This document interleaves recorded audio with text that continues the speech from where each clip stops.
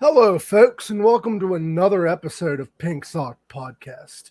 Today, we are being joined by Ryan Roxie, but he will be on in a little bit. He's getting his cocktail ready, and he's getting emotionally and physically ready for this podcast. So I would like to give a shout out to our Patreons, our loyal Pink Socketeers, Garak, Hot Amy, and Gloria. If you want to become a Patreon today, just visit patreon.com/official Mike Usnick. You can become a Patreon by going on there, and you could also choose which tier you're going to do. You can do the $1 a month, which gets you a shout out on this show. You can do the $5 one, which will get you a shout out. We'll personally type out a letter for you, and you get first dibs on fan select topics, questions, whatever you want to talk about is your choice. And then we got the $10 one. You get the same things as the $5 one, except you get to have a one-on-one private chat with me and Tony, and you get to have the VIP access to the backstage area on select episodes. So, without further ado, we have the one, the only. You guys are asking in the chat, who the hell is this guy? Well, we get to find out today. Please welcome my buddy, your friend, Ryan Roxie. How you doing, brother? Hello, human teleprompter, Mike Pink Sock Usnick. You have so many names at this point. It's amazing. Pink Sock, human teleprompter. Yeah, they just keep going. So when we talked about this whole Pink Sock thing, you said that Marilyn Manson told you what that was. Unfortunately, he was the one that unleashed the definition. Well, he did the same thing that I do. By the way, hello, everybody in the chat, by the way. Thank you for sticking around, coming here, supporting the Pink Sock. I will tell my Pink Sock story now. Yes, it was on a tour bus, and it was Marilyn's tour bus that we were all on. And Marilyn had this assistant who also was named Ryan. So we were just sitting there talking, and somehow it got to the subject of sex, which is shocking, being around Marilyn Manson and then talking about sex. That happens? A very sexual being, Marilyn. So somehow the word kept getting tossed around, Pink Sock. And I was like, what is that? And he goes, oh, don't Google it. And then literally that night, when someone tells you not to do something, of course, you do it. Of course, when you're on the road, someone says, don't Google it. And you go back to your hotel room and you know that you're staying over the night and all you have is free internet on the hotel Wi-Fi. So they can't track your IPS or DNS number of what searches you're doing. You can go down that rabbit hole of Pink Sock. And apparently it's kind of like a rabbit hole, but did you look up rabbit hole? Did you do Google Images or did you just look up the definition? Unfortunately, I did do images first, and then worst was Blue Waffle right after that. So I don't know why we got off on such a banging start with Pink Sock and Waffles, but that should be if you ever have a sister show or sort of a show that goes on. We are sponsored by Blue Waffle Syrup. Yeah. Blue Waffle should be the complement, sort of the dessert to your main course, which is Pink Sock. Well, I had to start it off like that because I'm trying to not do a typical podcast because you get a lot of people. It's like, you play guitar for Alice. What's he like? No, I start off with, so Pink Sock. Tell me your Pink Sock story. Definitely the first time I've ever had that question posed to me so early in an interview. So, I was expecting it later, but right out of the gate, I give you lots of credibility for that. That just upped you in the podcast game. All right. I'm the Howard Stern of YouTube. Thank you. Ooh, wow. A lot of people trying to claim that throne these days, aren't they? Yeah. I got the hair. Yeah, you have the whole image of a presenter. It doesn't necessarily have to be podcast. You could be behind a microphone. You could be emceeing television shows. You just have that. You're a character. And I think people like that. I mean, I don't know. You might be a little bit too young to remember. When I was growing up, there was a guy named Wolfman Jack. And if you Google Wolfman Jack, it's not going to be as shocking as Pink Sock, folks. Not going to be as shocking as Blue Waffle. But Wolfman Jack was sort of like the DJ personality like if I was to be, I guess, Ryan Seacrest or Casey Kasem or one of those sort of more white bread, hey, how you doing type of guys, with the In the Trenches sort of podcast, you would be that alternative sort of dark Wolfman Jack. Sounds almost like a wrestler. I'll have to look him up, but I thought he was a wrestler, like Wolfman Jack versus Andre the Giant. So did you first find out about Blue Waffle when Manson told you about Pink Sock? Or was that something It was shortly thereafter. It was sort of a phase of my life, I guess, I'd like to consider. I found a lot of things touring with Manson. I don't know if you were able to check out the Ori podcast that we did with on In the Trenches last week, but we were reminiscing about that Marilyn Manson tour. And I found out a lot of things. I did find the same thing that Ori found, that absinthe is not an alcohol. It's nothing to be really toyed with. I mean, you have to kind of take it seriously. And I guess the certain grade of absinthe that Marilyn would have, because he'd get the, sort of ordered in from Romania, of course, from, I think it was single barrel brewed in some sort of castle and on a fortnight with a full moon. But the thing is, his absinthe was apparently hallucinogenic worthy. So if you drank enough of it, you could start to hallucinate. So it's you liquid acid. It's a weird thing. I've had two experiences with absinthe. Actually, my second experience was with Marilyn, and that was quite pleasant because I didn't drink too much. I just kind of sipped on it the whole time, and sort of enjoyed the whole entire evening of just hanging out in his world, because his world it's a physically dark place, but he's quite jokingly, he's quite jovial, Mm-hmm. I guess you could say the word. I mean, in a weird off sense way. He's basically off kilter in a lot of ways. He's got a twisted sense of humor, which I kind of enjoy. I really do. You got to enjoy that. My first experience though with absinthe was back in late 90s, when I first joined Alice, like 97. Mm-hmm. We did a tour with Rat. John Corabi was opening up. I remember that. And also Ronnie James Dio's band was playing, and they were great. Ronnie James Dio was great after night after night. And then Alice would close the show. But we did this thing in Sweden where we played all the way up to the North Pole. This place like Luleå, like so north. But it was a Friday night in Luleå, and our crew wanted to initiate another crew member into the gang by having him just drink absinthe. So they made him do shots of absinthe. This is a sipping sort of thing that you kind of take slowly, and you kind of like enjoy the experience. And if it goes down into that depth of, what is it called when you go psychedelics, then they're fine. But no, he took shots like you would take shots like whiskey. It's nothing that you like shotgun, like. By the halfway into the third shot, pretty much all the absinthe was all over the bar and all over the rest of the crew. So I guess their sort of initiation backfired, because it wasn't our crew member that was getting initiated that got doused with vomit. It was the actual crew. But he ended up getting carried out of there that night. And also that night, it was memorable because I remember John Corabi getting into a huge gang fight. It was one of those city brawls, because you have to understand, northern Sweden, when it gets on a Friday and Saturday night back in the late 90s, there's one thing that you do. I mean, because geographically speaking, it's away from all the good drugs, and it's good away from anything that's really, they were social distancing before illegal. So the thing that's legal is alcohol, and they take it to excess.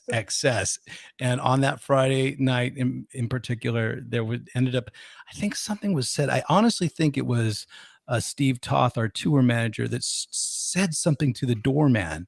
And the next thing you know, there's just fists flying, and then other people coming in from across the street. And John Corabi, in all his scarves and dreads and in full blunder, he was throwing down, man. I was kind of doing the duck and roll. I was like, hey, I'll see you guys later. This is me.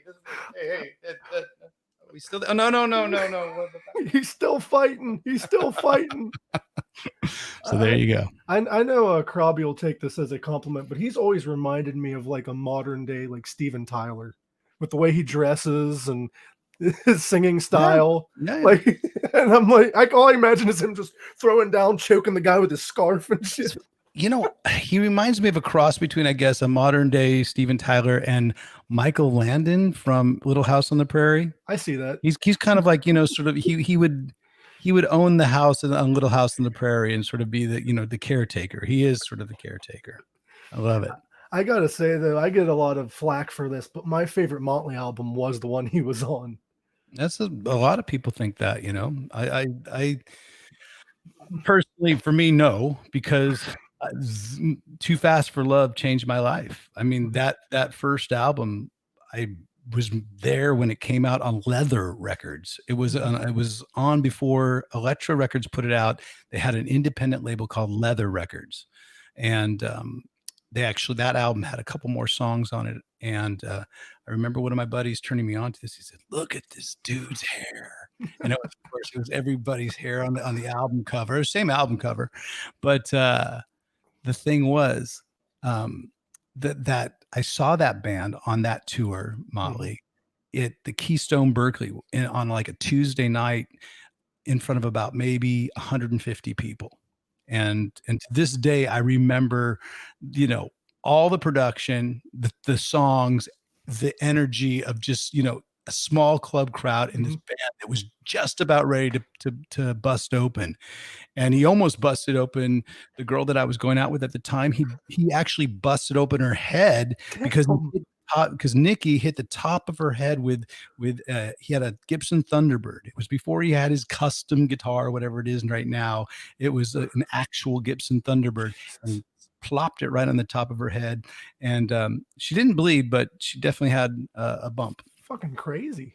I think there was a lot of bumps back that night. The first time I saw Motley was during their farewell tour, and like Vince Neil was not on that night. He was. Wait a second. Are you talking about the tour? I'm not familiar with that tour. What was that? Who opened up?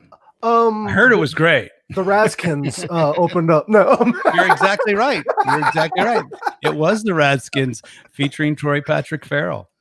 Yeah. And then some female jazz musician, Alice Cooper, I think was her name. Yeah, that's true. No, so that was the first time you saw Motley. Wow. Yeah. Was that the first time you saw Alice Cooper?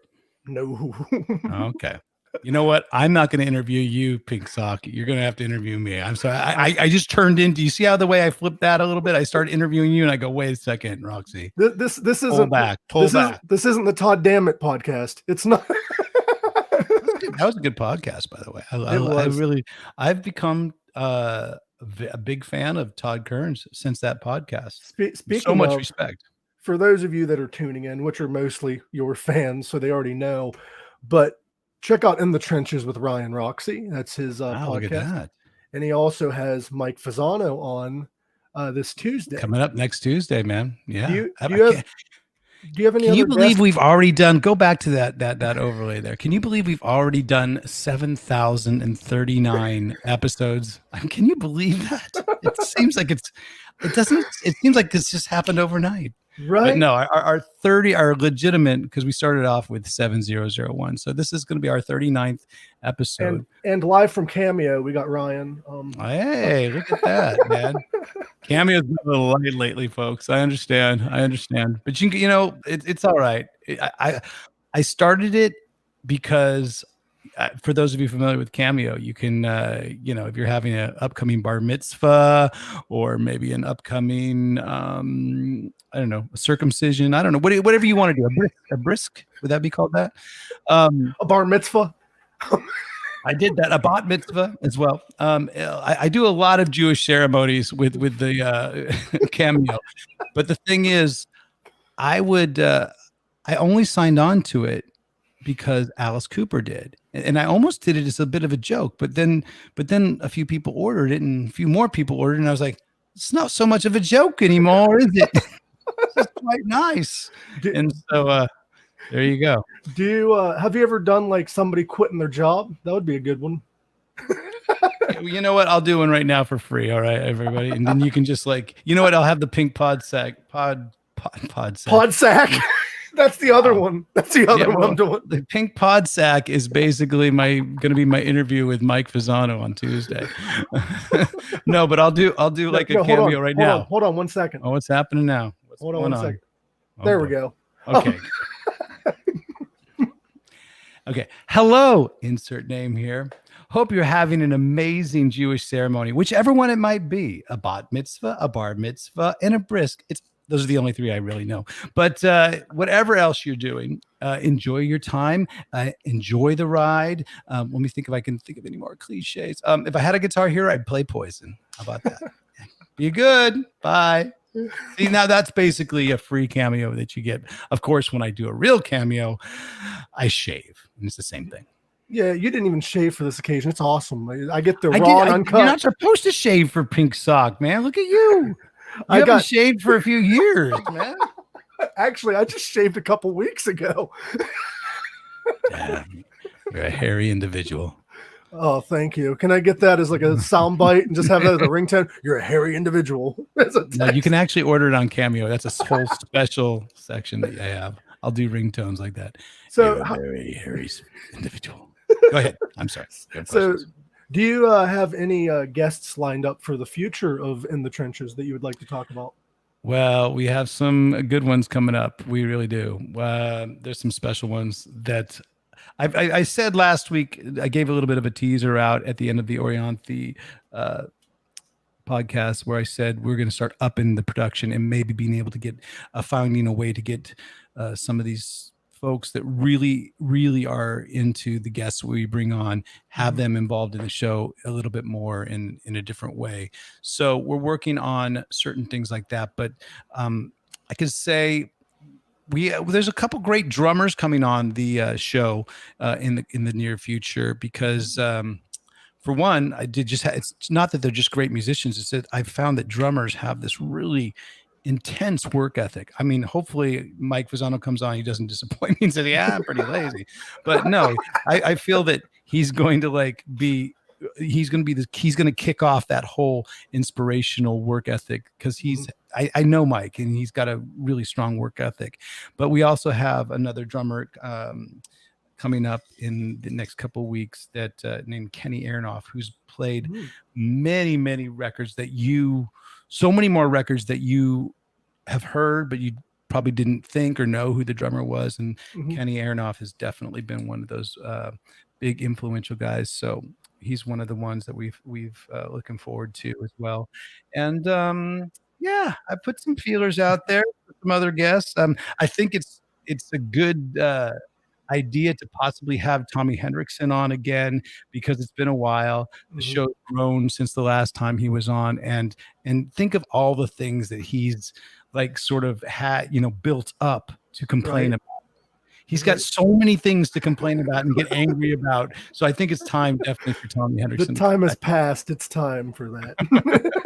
No, he's great. He's been we've talked last week, and he's been in his studio working his ass off. So that's kind of what I want to pick his brain with is what you're doing. What's the creative process that you're going through, especially not just in these times, but normally, what's the difference? And now that there are these times, have you given up or are you going all in?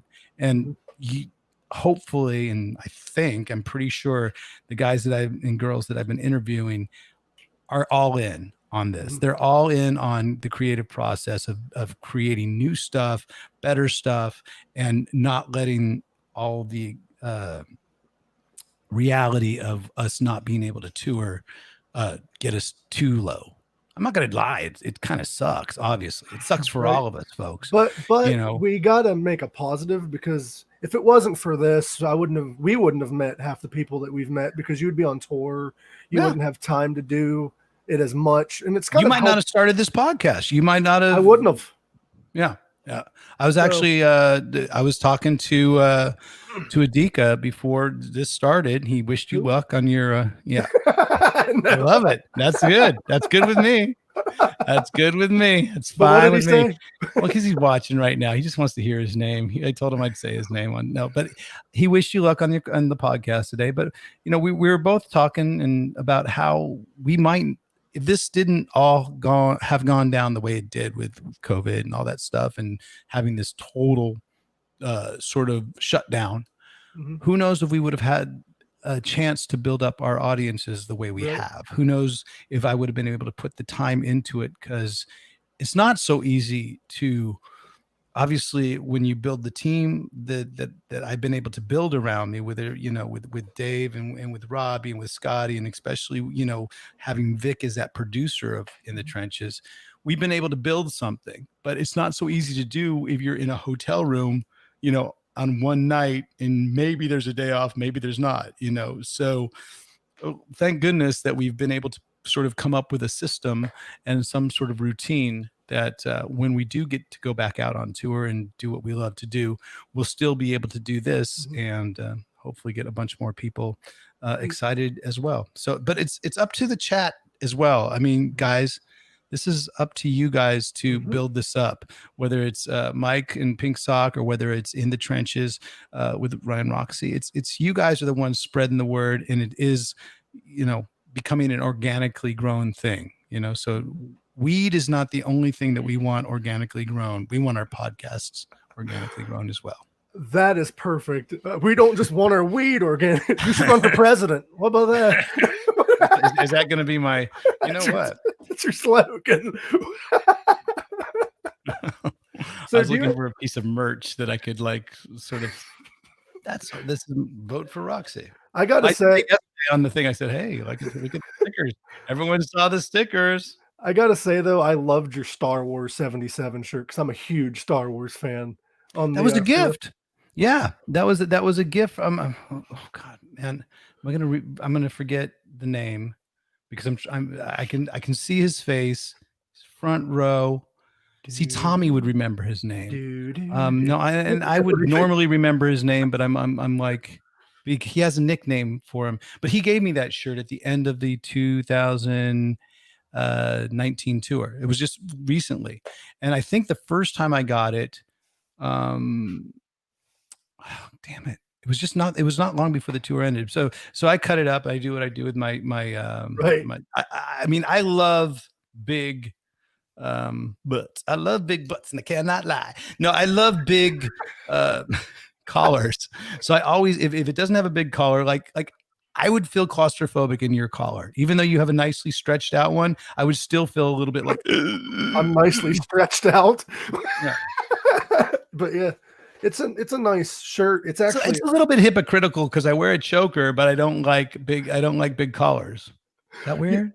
I should talk to my therapist about that. That'll be definitely something that I talk to my therapist about. After this show, you're like, I need to see my therapist.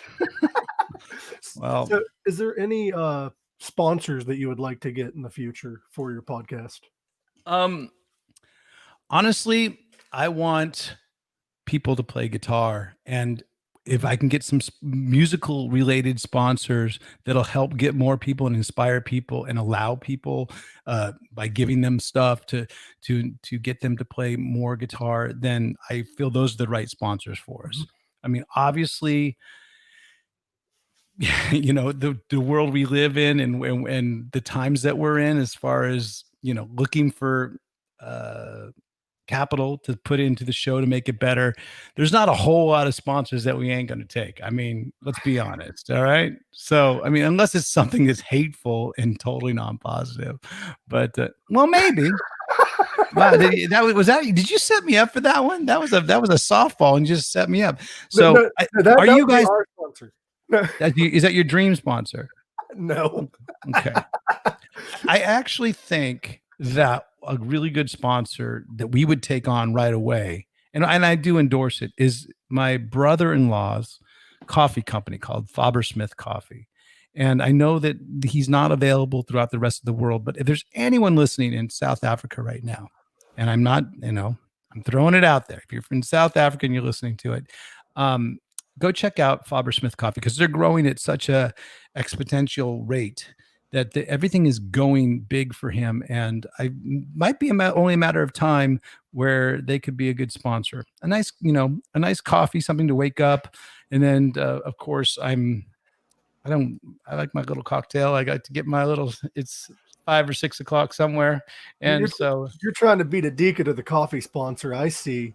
Well, am I, or did I have him beat all along? I'm not sure. Speaking of coffee, you're a big coffee guy, right? I am a big coffee guy. I mean, because it's sweet. A lot of people don't realize that Sweden prides itself in coffee so much so that there were no Starbucks here until just a couple of years ago because they were so snobby about it. A little too snobby, I must say, because I was like, "Come on, man, you got to get your Starbucks here." And and I actually wanted to invest in one because but they wouldn't franchise one out. And then finally, one opened up by the airport, and they just started slowly growing as they do, and boom, now they're a bunch of them. And but yeah, Swedes are into their coffee. Why do you ask? Have you ever heard of Kupa Kuwak? No, that sounds. It is the most expensive coffee in the world. It is $55 a cup. Where's that at? Do I snort it? No. I never had snortable coffee, but no. Price range sounds right. Okay. Kupa Kuwak, I believe, comes from South America. It comes from a wildcat. This wildcat eats coffee beans and then he poops them out. Yeah. And then, yes, I have heard of that. That's like a Joe Rogan thing that he's like, kind of gone down there and sifted through the excrement of a bobcat. And then would you try it? Well, yeah, why not? I've tried a lot of things. When we were in Tel Aviv a couple of years ago with the Alice band, we went to this like downtown. We're in Israel for the first time I'd ever been there. And we had done the Jerusalem sort of, whole all day traveling hang, and we saw the Wailing Wall. We saw all this cool stuff. But then afterwards, instead of going off to one of these nice record company sort of Alice Cooper nice dinners, we went to a sort of place that was kind of in the ghetto at this butcher shop. But the thing about the butcher shop is that's where the guy sold all the meat for the entire city of Tel Aviv. So it was all about, it was luxury. It was like super, super, super high end.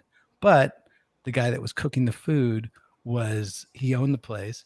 He said, "Look, you can get a, a beef loin, you can get a filet anywhere. I'm not going to give you that. I want you to try the other parts because we serve the whole cow here." So I actually had cow brains. Oh, damn. Yeah, I tried that. I was pretty brave that night. I'm not usually all that brave, but I did try it. Very how do you say, it's kind of like a slurpy, kind of chewy, very kind of chewy and slurpy, kind of like I guess it would be like really like a soup, a soft oatmeal type of thing. But that and then sweetbreads as well. That and sweetbreads are basically the throat muscles and stuff like that. It's sweetbread sounds so much more appetizing than what it was. That wasn't so good. So you would have been really good on Fear Factor. You would have been that night. I would have. Afterwards, I wouldn't have. I don't know what happened that night, but I ended up, I ended up co-managing Amber Williams, who Amber, if you guys know, in the Alice Cooper camp, she runs the VIP. Shep Gordon's, daughter and stuff. And she sort of adopted daughter and stuff. So she basically, yuck. I ended up managing her because there was this other chick there that was quite, kind of buff and kind of crazy and a little bit kind of loud. And she was talking about how well she can arm wrestle. And she's like, "I could beat anybody here in an arm wrestling." And I had Amber at my side. I go, "Amber, let's make some money because I know people don't think you're as strong as you are, but you're the strongest human being I've ever seen, So you get like pound for pound." So I go, "I know someone that could beat you." And she's like, "Who, you?" I'm like, no, not me. Kick my ass. You'll kick my ass, right? But her, Amber, she goes, "Oh, she's so small. She's easy." I go, okay, $50. $50. And she goes, you're on. So she did it. And of course, Amber just went wham and just got her down. And she goes, double or nothing. Wham. So she ended up, losing $100. So it's great. Jesus, that's a good story. It was, never let the truth get in the way of a good story, but that was a true story. And it happened all at that Tel Aviv sort of ghetto butcher shop, because we were eating cow brains and these other types of weird delicacy parts of the cow. I didn't eat the cow balls, so I think they were offered, but that's Rocky Mountain oysters right there, buddy. Yeah, not into it so much. But we were sitting, I remember, on these long picnic tables. So yeah, I mean, and everybody in the band was there, so that was cool. So what I'm going to do now is I'm going to pop up questions from the people that are listening. People have questions? Come on now. It's called the Pink Sock Talk. We're going to have a little bit of a pink sock I like talk. it.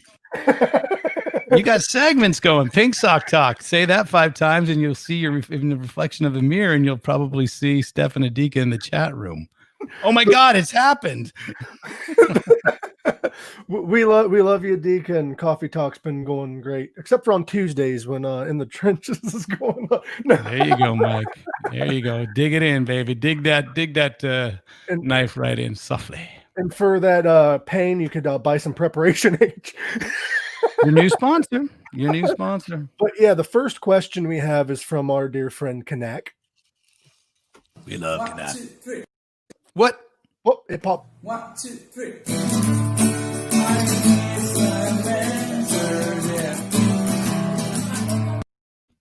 Oh, why did it keep going away? Hold on. I don't know. 1, 2, 3.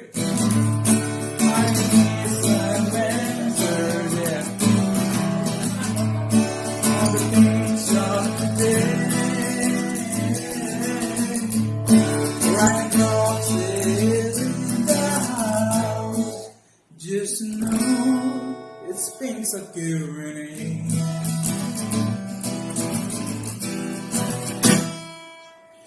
Hey Ryan, what's up? And my question to you is, when are we gonna see Bianca Roxie on In the Trenches with Ryan Roxie? And the second question, when are you ever gonna read those 3 books? Take care. Have fun. Oh my God. That's funny, man. Congratulations for having a complete musical segment.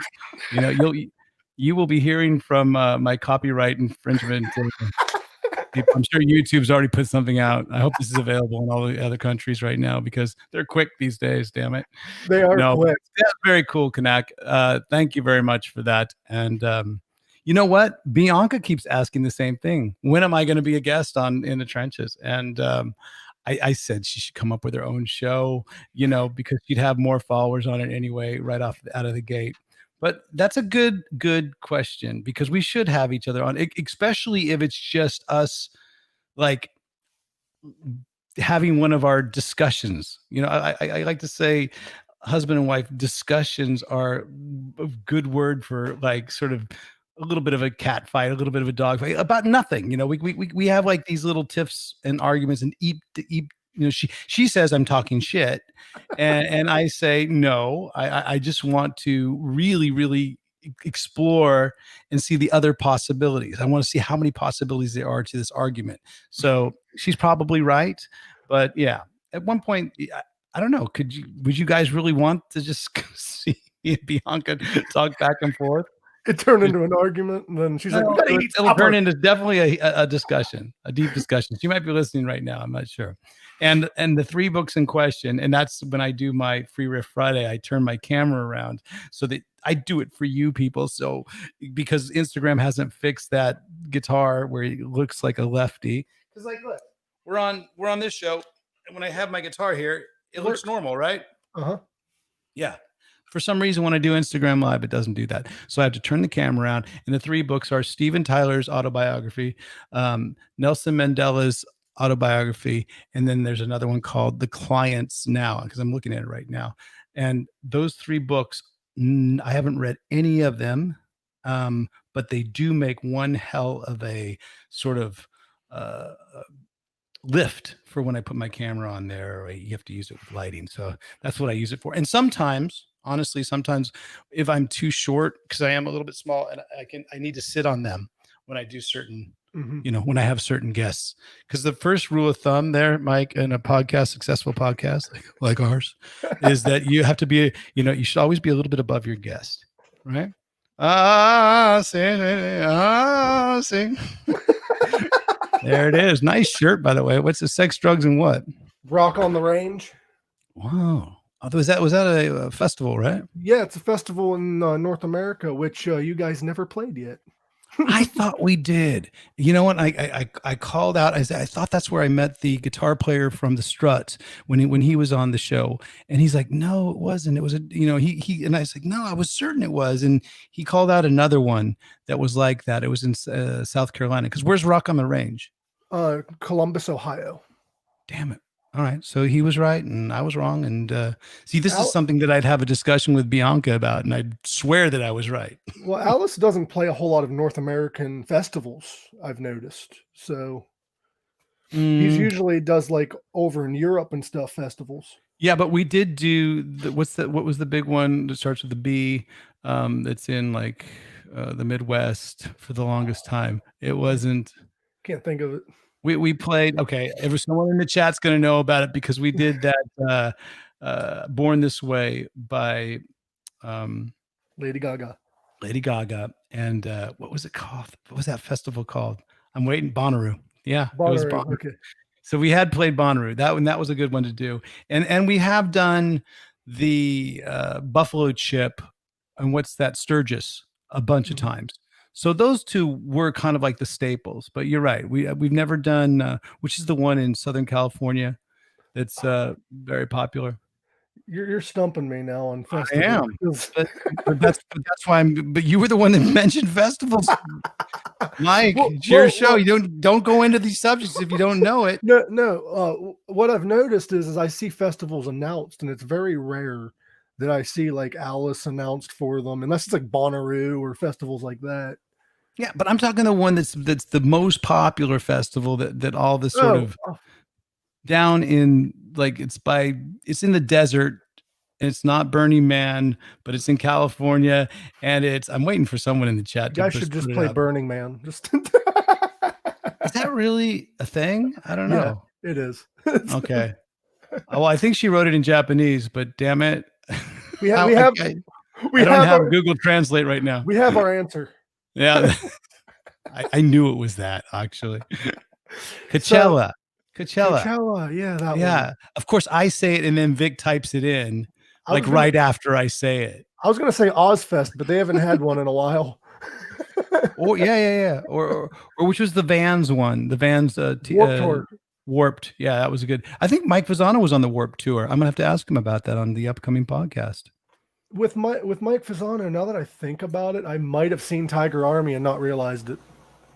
Maybe, I remember, but this is even before. I think he was in another band. Maybe it was Tiger Army early days. But again, that's one of my questions. Thank you. You've just opened up a whole new discussion with the Mike the Sack on the Sack podcast. What did I say? The Pod Sack. The Pod Sack. So the next question we have from the listeners is from Kinga Anna. All right, is it as much of a production as Canax? No. Well, come on, man. If you're going to do it one, you have to start there, and then you got to raise the bar. What's up with that? Oh, here we go. What are the 3 songs that influence you most in your musical life, music career? Damn. Asking the hard-hitting questions. That is. Well, I do say that, and that I said it on the podcast when we had Rick Nielsen on, I do say that Surrender is probably one of the best well-written songs, and I've been trying to rewrite it for over 30 years, and I haven't been able to do it yet. But I think Surrender is one of those songs that influenced me. So many of Cheap Trick songs influenced me, but that one in particular, even though it's like a very popular one, it's still just so magically constructed. I figured all 3 would be Cheap Trick. No. The other one, and I've talked about it before. The other one I think is one of the best sort of formulas for a song, because you don't see it so much. It blends classical, it blends pop, it blends rock. That's SOS by ABBA. I think that's a really good one. And wow, you really have to stump her on the third one when you just say individual songs, because I could say albums, but then I go, huh. But either something off of News of the World, because that whole entire Great album was a huge album for me, and that was a Queen album, so it's hard to pick a favorite song of Queen.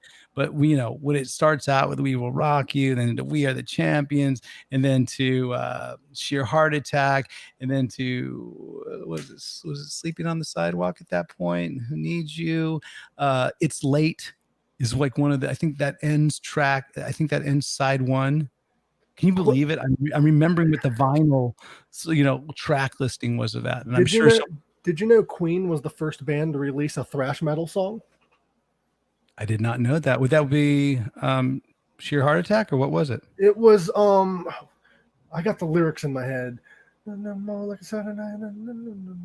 Stone Cold Crazy was the Stone Cold Crazy. That was considered the first thrash song because of the guitar riff. Yeah. Well, like I said, you could pick any song off of News of the World, and you're right, Vic. It's one of the coolest album covers and inside spreads of an album ever. Well, although, I mean, think about it, man. This is in a day and age where they came up so many cool vinyl, like where you'd open it up and you'd have that cool open like packaging. I thought one of the best packaging records was Three Dog Night, Hard Labor. Actually came with a actual doctor's file that had all the credits in the doctor's file, but that had a bunch of cool stuff. Or the Cheech and Chong. Remember the Cheech and Chong album that came out? Paper? Rolling Papers. Yeah. And I also remember Kiss Love Gun came in with at least the copy I had came with a little cutout little gun and a thing that said "POW," and I hung it up as a mobile in my room. The original School's Out unfolded and looked like a school desk. Yeah. I mean, just the packaging back in those days that's why we tried to do a little bit of a nod to that and a sort of throwback with Imagine Your Reality by having the, 4 different album covers, which eventually became 5. And it was done by Bellyache Records, and Scotty did a great job of packaging that. So there it is. I'm glad to see that everyone is into loves Queen. They're loving Queen. Yeah, we are definitely on a Queen love trip. It was so cool after all these years to be able to play. Well, basically our last show of 2020 with those guys. One of our last shows was 2020 at that Australian Sydney Stadium, and that was quite special gig, to do, because remember way back when, folks, when bushfires in Australia were our biggest problem. So did you ever years ago? Did you ever get to see Queen with Freddie?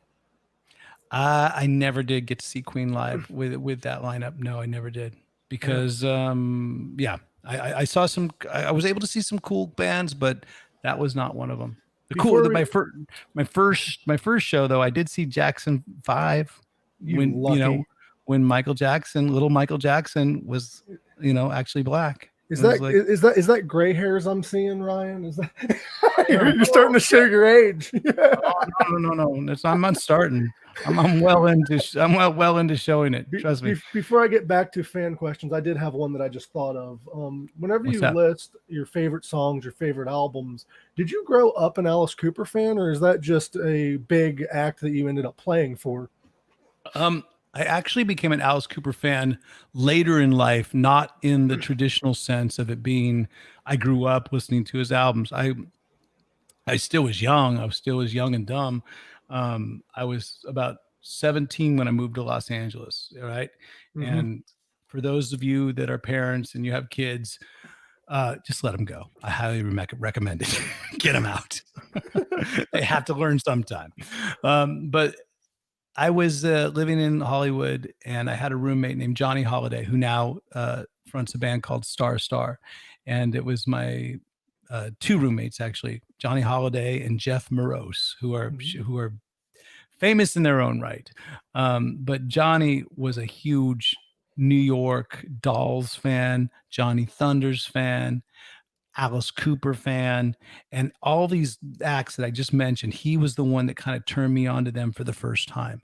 So I remember hearing Cold Ethel for the first time, and I was like, oh man, I just had him keep repeating it. Please repeat that. Please repeat that.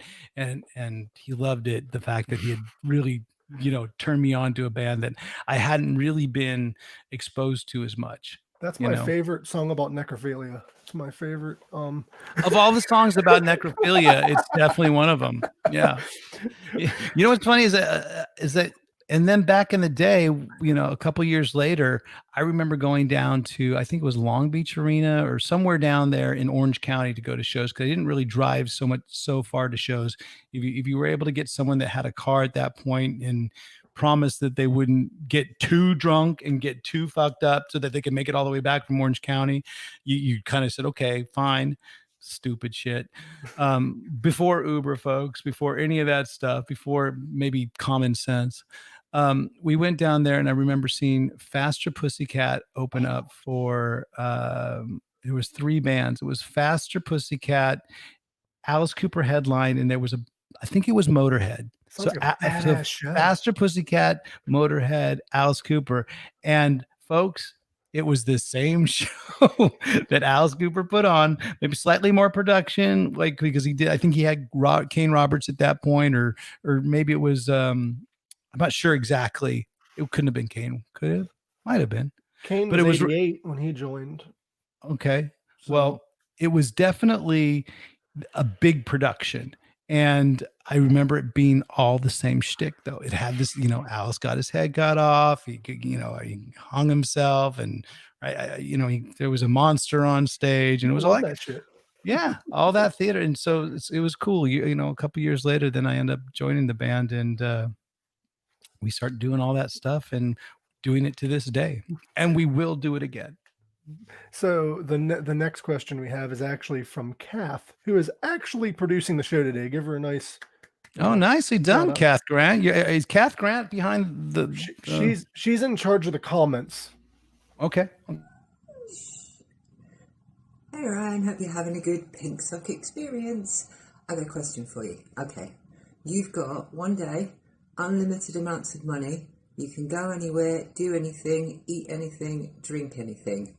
Where are you going to go? What are you going to do? What are you going to eat? What are you going to drink? Oh, and this is Alice, and she wants to know, what's your favourite cheese? Have a good show. What's my favorite cheese? Why would a cat want to know what my favorite cheese is? My favorite cheese is my wife's worst favorite or least favorite cheese. How about that? That's a clue. But I like that. I like those really moldy, smelly, creamy, like brie or blue. All right. I mean, and if you can get rotten blue brie cheese, even better, right? Some sort of hybrid of that. I'm with you on that. I love gorgonzola cheese. That's yeah. See, that's it's all moldy and shit. So it's kind of pink sockish, kind of blue waffle-ish. It has there's a theme forming with that. So to answer that question and get it out of the way, just because I know that later I'll probably have a discussion with my wife about the cheese, and then it'll go on from there, or maybe I'll save it for the podcast episode. The other thing is, where would I go? Man, it's a tough one, guys. Because what would you drink and what would you eat? That's the rest of the question. Could I do certain things at certain places? Because there's certain meals at certain places that you just feel so good at. Because I mean, there's this one sushi place that we love to go called Katana. It's right on Sunset Boulevard, and I've been there many years with my buddy Keith. And wait, come on in. Hey. So I think B's going to come in and say hello, unless she's, you know what she's doing? She's cleaning the house because I'm having some dudes over tonight. I'm having my guys' night out. She's actually said, you should vacuum the house. And I said, well, they're guys. They're not going to care. She's like, but I care. And I'm like, oh, okay. Well, I mean, the real guest showed up. Where's Bianca?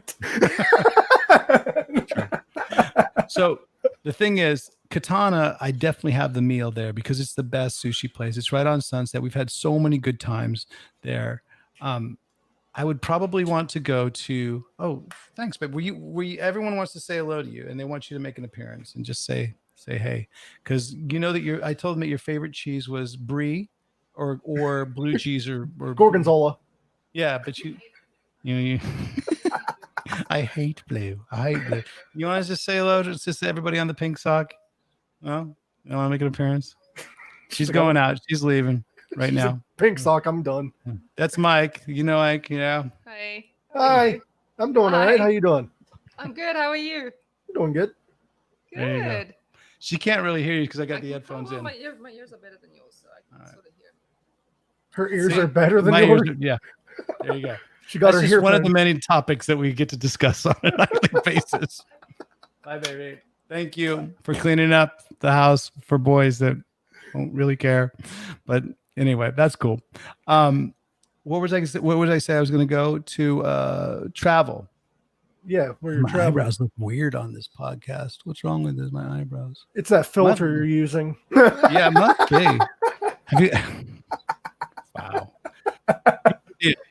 I'd probably go eat a katana, but then I'd jet on over to Maui and just go on the beach. Because if you haven't it's the one place in the world where I've felt the most comfortable just getting in the water without getting any weirdness or anything. It's just warm, beautiful, serenity, instant balance. All right. So that would be Maui. nice. It does.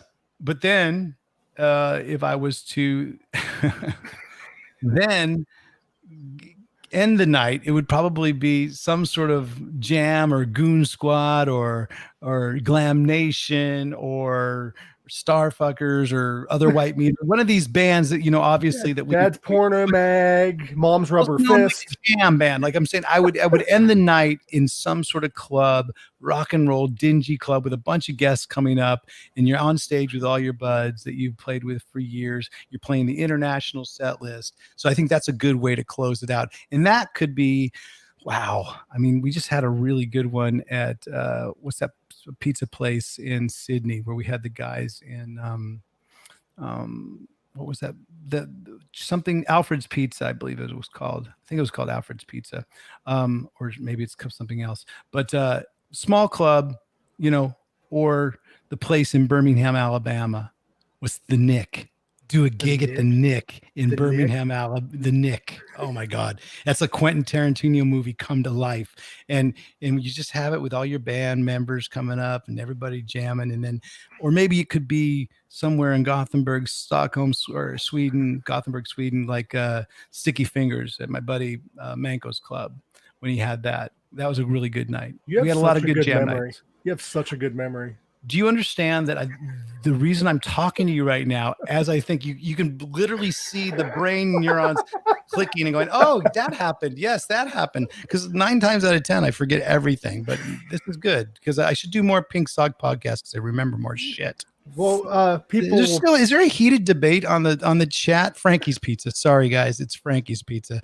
And wait a second. Is there like a heated cheese debate going on in the chat? So that's what I love about it. I didn't. Cheddar is a type of cheese made near where I live in the UK. Not sure what an international version would be called. Cheddar. Called cheddar. Yeah, pretty much across the board. It's actually the only cheese that is stuck. Is that because there's blue? I think there's blue, Swiss, cheddar.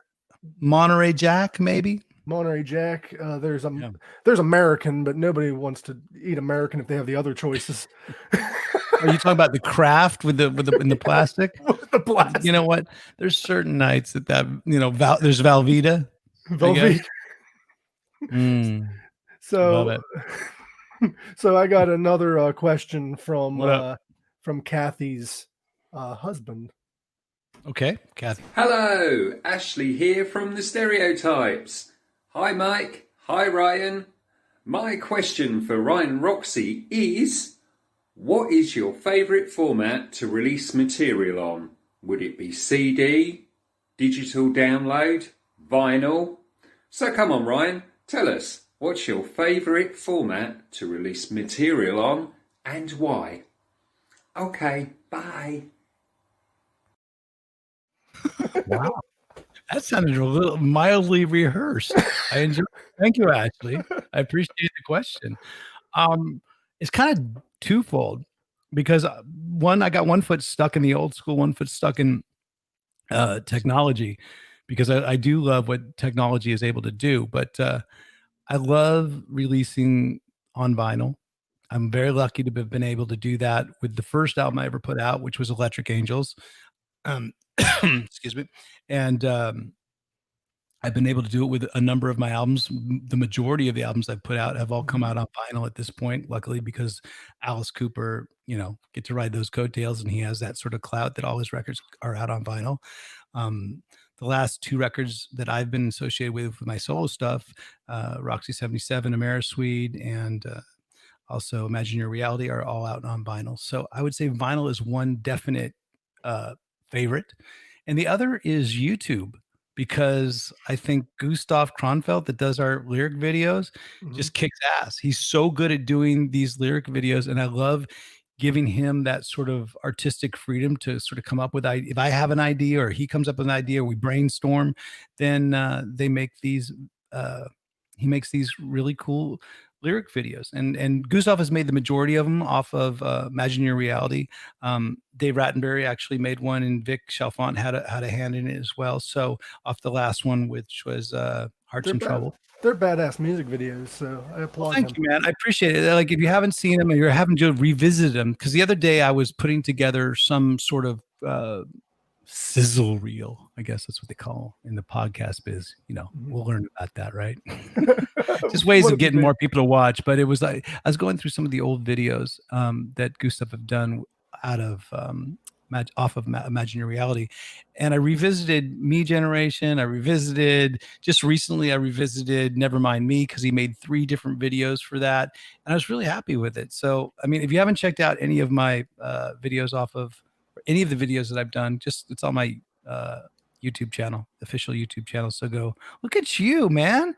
That's a Vic Chalfant playbook. That's right out of the Vic Chalfant playbook. I love it. Are those all my things? Yes, I think. Okay, it's at Ryan Roxie, at Ryan Roxie official, or Roxy 77 or whatever. I think at Facebook is just at Ryan Roxie as well, and YouTube is at Ryan Roxie official. I just pulled them straight from the websites. So okay, well then my websites are all fucked up. How did Snowfall Boy come about? I was wondering. Snowfall Boy? Doesn't Snowfall Boy sound like someone that you'd like to be friends with? Who are you friends with? Snowfall Boy. Because he could be like this really, like, he could be like a really effeminate hairdresser, or he could be a badass drug dealer, or he could be in prison. Or a South Park Snowfall Boy doesn't know, Yes. He's Snowfall Boy. Yeah, South Park character. Rip your eye out. He'll fucking stab you in the motherfucking neck. So that was just a random thing you thought of? Yeah. And there's still people talking about cheese on there. I can't believe it. Provolone. Dude, do you have a new let it go with the cheese. All right. The cheese discussion is officially closed. There will be no more talk about cheese on this podcast for the duration of, well, shit, we're going for an hour. I got to get going pretty soon. Okay. I got a couple more, and then. Okay, cool. No worries. It's just because I got to get ready for the guys to come over tonight. We're gonna have I got to prepare alcohol because I'm not cooking tonight. they're bringing over food, and I just have to get ready to, I think we're gonna have it's a cool thing to do on my night. Yeah, and I will answer these questions, of course. But the thing is, tonight we're gonna play probably Spotify roulette. And if you guys don't know what Spotify roulette is, you can do it with YouTube as well. YouTube roulette. And basically you give someone the remote control. They're in charge of putting in whatever music video or whatever song you want. And then that's their chance to educate you. And then you pass it on to the next person and they do the same. And I found so many new bands that way. So there you go. Next concert, leg, though. We need another leg, Kinga. I believe that we do. And guess what? We have top people working on it right now. We have, I actually had a phone call with Germany earlier, so we might actually have a show in Germany at one point. Nice. So. We had another comment that popped up, and I was wondering myself, do you have any new music coming? That's a good question. You know what? I've been so friggin' busy with Kickstarter, with System 12, getting the guitar lessons out there, with fulfilling all the stuff for Kickstarter, like, handwriting lyrics, teaching guitar lessons, getting people all motivated with that. Every other moment these days is put into the podcast. But every once in a while, I get to pick up the guitar and lose myself in the guitar. And I have come up with some ideas that I want to put out and record. I just, when's a good time to do it? I know there's no time like the present, but yeah, hopefully before the end of the year, I'll put a few songs out for sure. Nice. So, yeah. And the next question from the Pink Sock Talk, since we've been veering around, which is awesome because I enjoy our conversation because it's. I've enjoyed being on here. Yeah, you've actually made me remember a lot of things that I thought I might have forgotten for the rest of my life. So, well, we should do a part 2 in a few months then. Rekindle. Leave the door open for part 2. Man, you're good. You have been watching my podcast. That's right. I love it. Yeah. We've got from Jonathan Stanley, a friend of mine in the band Storm Dragon. Of all the albums you've been on, which one are you most proud of? Wow, that's a hard question, Mr. Stanley, because not related to Paul. I know, but you know what? Lily McCartney isn't related to Paul McCartney, but I like to insinuate. You have to always insinuate that maybe she is. Maybe he is. You don't know. The family lines of the tree of life. Well, being proud. I'm pretty proud to actually be on any record. That gets released and people listen to. I am, for different reasons, I'm proud of the first Electric Angels album. I thought we really worked hard, a lot of work, a lot of years, a lot of rewriting songs and recording them and really, really putting in the work and effort to make the best album we thought we could at the time. And I thought it ended up, I'm proud to listen to it to this day. First Electric Angels album. First Dad's Porno Mag album. I love the debut albums, of course, but I mean, man, It's hard. It's a tough one because Slash's Snakepit ain't Life Grand is one of those albums that I think everybody should listen to, and I don't think that enough people have. And I album. Morning was just listening to a live version of Rod Jackson and the rest of the guys. It was when Carrie Kelly was in the band. I saw a YouTube clip of Mean Bone, and he was so good. What a good singer. What a great singer. Fucking what a powerful live voice. And the band was killing it. They were at some festival, outdoor festival. It was on Facebook this morning, so I watched it, and I really brought me back to being proud of that album. But then the Casablanca records that I did here in Sweden, especially the first one, Apocalyptic Youth. If you haven't checked out that's one part of my musical sort of inner venture that I don't talk too much about is Casablanca. But that first album, Apocalyptic Youth, is produced by Chris Laney. Just fucking Anders Jung. What a great vocalist in his own right. But those songs are cool, and we had a female drummer named Josephine Forshman who just killed it on it. So yeah, you can check out some Casablanca videos. I'm proud of those as well. So I'm going to go back to Slash's Snakepit real quick because on Ain't Life Grand there was a bonus track called Rusted Heroes. You played lead guitar on it. How did that come about in Slash's band? Normally he's the lead guitarist. Yeah. I got a couple bars of soloing at the end of The Moment as well. I got my moment in the song called The Moment. It's if you listen to the very end, there's this sort of Noel Gallagher sort of outro solo, and that's those 4 bars are me. But Rusted Heroes, yeah, did I get a solo in that? Wow, okay, cool. I must have you were the second. They were still singing during it, but it was technically okay. Slash must have lost a bet somehow. I must have fucking won at something. But no, I mean, at the end of the day, it was pretty upfront of who is the lead guitar player in Slash's Snakepit. It's kind of a no-brainer. But at the same time, I will always respect Slash for giving me that freedom. Basically all the guitar parts that are coming out of the left speaker were my parts, and they're my playing, and so I always tried to complement his parts and his playing. So I feel that we were a good guitar duo together. We meshed together well, and yeah, it was actually a very cool experience. It was a fucking wild experience to when I think about it. I mean, just that drive from Beverly Hills where he lived to West Hollywood where I lived, I think was a nightly gamble, roll of the dice if we were going to make it home without getting arrested. So yeah, that experience of my life was in that point of my life. It was pretty wild, but at the same time, it was something that I wouldn't change. And I'm happy. Awesome. The album actually reflects a lot of that energy and sort of craziness. So short answer is Slash lost a bet. Not a bit. Yeah, I don't know how the fuck I got a solo off that record, but as you could tell, it didn't make the American release. It was like released in Indonesia probably or something. Japan. Okay, It was released. Perfect. I'm huge in Japan. Me too. And other. YouTube tells me other. They say United States, Japan, other. I have two more for you, buddy, and then I'll let you get back to your friends and get to that You party. You got it. So Officer B posted a video, and you should have known that I was going to call you out on this. Okay. Well, here's the thing. We're not paying for it. More instruction going. So one of the money, one is that goes to charity, and then he gets to keep the other two. Okay. So now, This is so, dude. This is so dangerous. Roxie, man, you fucking describe it wrong. You gotta rotate it. Get it right in there, right on fire. At least put it right in there. We were opening for that band. It also broke his voice for us.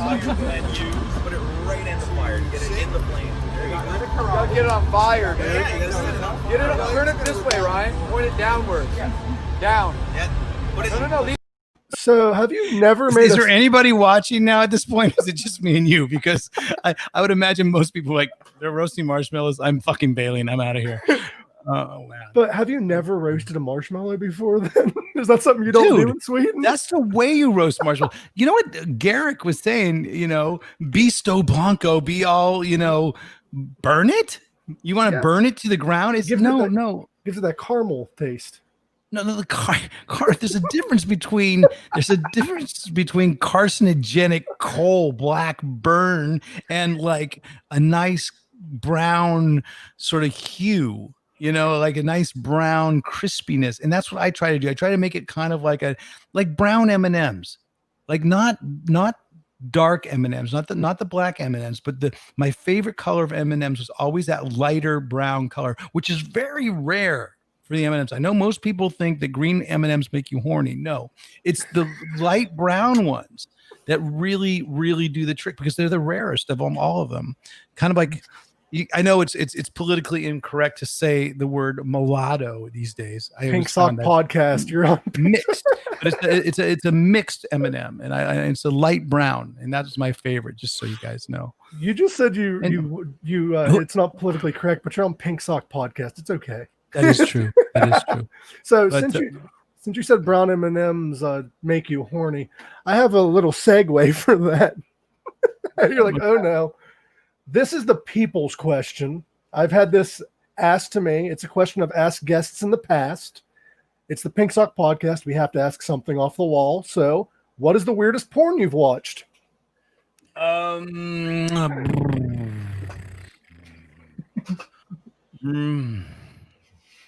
It's not the weirdest, but I actually, if you can comb it down, and I know which ones there are. I think the company was called Private. That's all I can tell you is that it's private.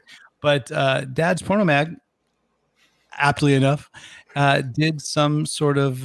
It's credited as doing the theme music and sort of the background music for porno. So I've actually done pornographic film soundtrack. I'm going to edit that and get rid of the soundtrack part and just have you say, I did pornographic films. That's my gotcha moment, right? That's right. That's you tagged it. So yeah, I mean, dude, weirdest porn you've watched. I mean, that's like there's a lot. Yeah, you can. All you have to do is just go into, all you have to do is type in the sort of websites, of your choice. the website's address, and the weirdest porn comes up right away on their homepage. So it's just like it just gets weirder and weirder. What is weird, by the way, folks? I mean, you want to know what the best answer I've gotten on this show? What? This guy saw this video of this woman, and the guy stretched her ass open and poured milk in Fruit Loops and just started eating. Kid stuff. That's kid stuff. I mean, I've been washing dishes this whole time. I could have just.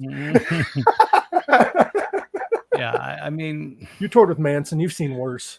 Well, the thing is, I mean, all that kind of kinky stuff. It's like there's probably a website dedicated. So if you think you're the only person out there that's into anal and milk Fruit Loops, you're not alone. There's like a big, there's probably a big forum and sort of a Facebook page that you can join for those types of people. So everyone's kind of for every single fetish that you might have, that there's a Facebook page for it. So welcome to Ryan's my whole point was, yeah. No. I think more people saw the Fruit Loops in the butt than my TED Talk. But you know what? You're always welcome. My TED Talk's on my official web YouTube page. There's another my official porn site. There's this dude that stuck half his head into a woman's vagina too. That was a good one. Dude, you seem to be far too into that. You seem to be far more than the guy right now, because I just try to give you like a little tip of like, I have some soundtrack music in a adult film. All right. One? So that's the thing. That's your quest. That is your sort of, for if you wanted to really do a part 2, go find out a clip see what music it was, I don't think I can pop that up on the screen though. I already had to censor the show once. Well, wouldn't it be funny if the theme song was "Smell My Finger"? I was about ready to say that. But yeah, that's all the questions I had. This was a lot of fun. There are people calling for a part 2, so I would love to do that as long as you're down. I'm going to enjoy the rest of my night right now. I'm going to go out and have a nice Saturday night. Those are all apparently correct links, but basically, if you just go on to ryanroxie.com, you can find all that kind of stuff and all my proper links and stuff. And of course, I'm always lurking on the old Instagram. And next Tuesday, Mike Fasano will be on In the Trenches. I know you'll be there. Thanks for having me, Mike. I appreciate it, man. I really do. And everybody's showing up and sticking around on a Saturday, wherever it may be. And I'll see you guys for part 2 whenever it happens. Thank you for tuning in to the Pink Sock Podcast. And thank you, Ryan, for being a part of this. Awesome job, dude. Have a good one, man. Live long, rock hard. And enjoy the ride.